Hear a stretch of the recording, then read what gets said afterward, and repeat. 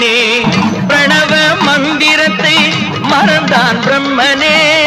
அவனை திரையினிலே அடைத்தான் முருகனே அதனால் கந்தனிடம் பிரம்மனும் இரழுவான் அதனால் கந்தனிடம் பிரம்மனும் இரழுவான் கந்தன் அடியவர்க்கு அவனும் அருளுவான் கந்தன் அடியவர்க்கு